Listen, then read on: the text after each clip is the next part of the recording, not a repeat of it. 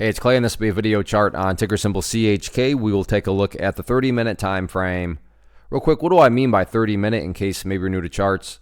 Instead of each one of these candlesticks here representing 1 day's worth of price action, which is what you would normally see, each one represents 30 minutes. So while this here may look like several days worth of time, it's actually today's price action broken down into 30-minute time slices.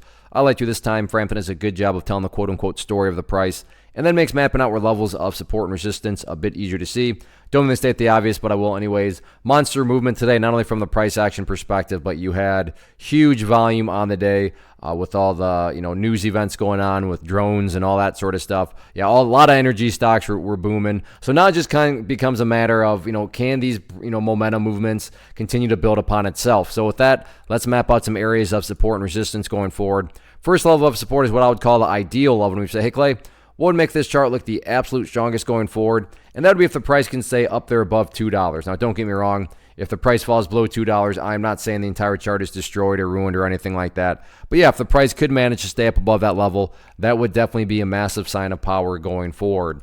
Taking a step back and looking at all this from the bigger picture point of view, that is where the purple line there comes into play, the 50-period simple moving average.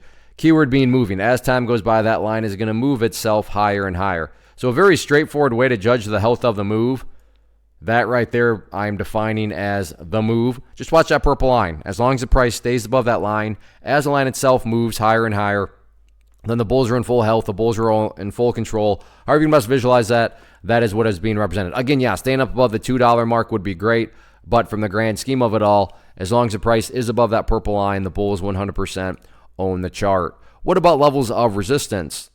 Initial level is just simply where the party stopped today, and that was right up there at $2.15. If the price can push up through $2.15, going to go to the daily time frame here because first off, it shows why $2.15 acted stubborn. So by no means was it anything shocking. You can see right there, right around $2.15, knocked it down. So knocked it down there. So again, not saying $2.15 can't be broken, just saying it makes sense why the price is struggling at that area. If the price can get up through the $2.15 mark, next key overarching level is the 200-day simple moving average, and that is currently valued at $2.35. So all in all, though, monster movement, monster volume as you see down there compared to all these other days, and we'll see if this is the start of something much bigger or not.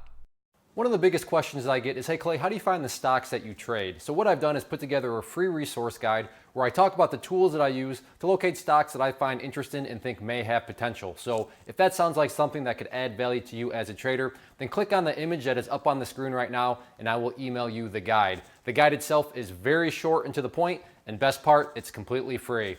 Thanks for watching the video. Let me know if you have any questions.